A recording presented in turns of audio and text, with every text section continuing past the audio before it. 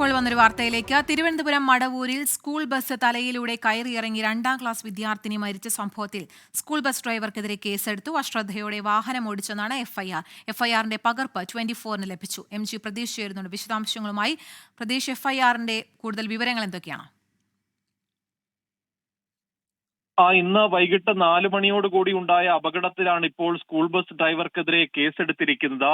ഈ 2ാം ക്ലാസ് വിദ്യാർത്ഥിനിയുടെ ദാരുണമായ സംഭവത്തിൽ സ്കൂൾ ബസ് ഓടിച്ചിരുന്ന ഡ്രൈവർ മടവൂർ സ്വദേശിയായ ബിജുകുമാറിനെതിരെയാണ് നിലവിൽ പള്ളിക്കൽ പോലീസ് കേസെടുത്തിരിക്കുന്നത്.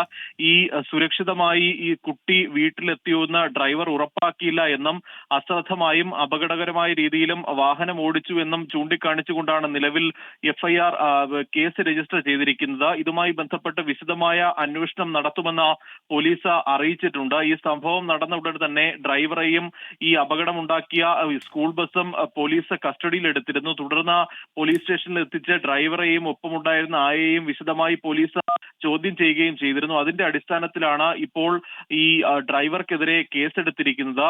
ഈ പ്രധാനമായും ഈ അപകടത്തിലേക്ക് നയിച്ചതിന്റെ കാരണമായി പോലീസ് പറയുന്നത് ഈ കുട്ടി സ്കൂൾ ബസ്സിൽ നിന്ന് പുറത്തേക്ക് ഇറങ്ങുകയും ഈ റോഡ് മുറിച്ചു കടക്കുകയും ചെയ്തു.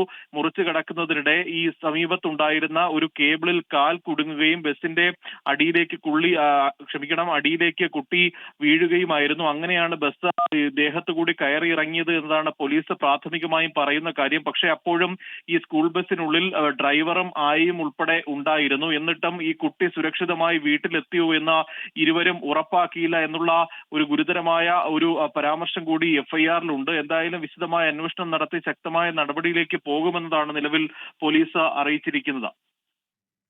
ശരി, ഇന്ന് വൈകിട്ടാണ് മടവൂരിൽ സ്കൂൾ ബസ് തലയിലൂടെ കയറിയിറങ്ങി 2ാം ക്ലാസ് വിദ്യാർത്ഥിനിക്ക് ദാരുണാന്ത്യം സംഭവിച്ചത്. സംഭവത്തിൽ ഇപ്പോൾ സ്കൂൾ ബസ് ഡ്രൈവർക്കെതിരെ കേസെടുത്തിരിക്കുകയാണ്. MG പ്രതീഷാണ് വിവരങ്ങൾ നൽകിയത്.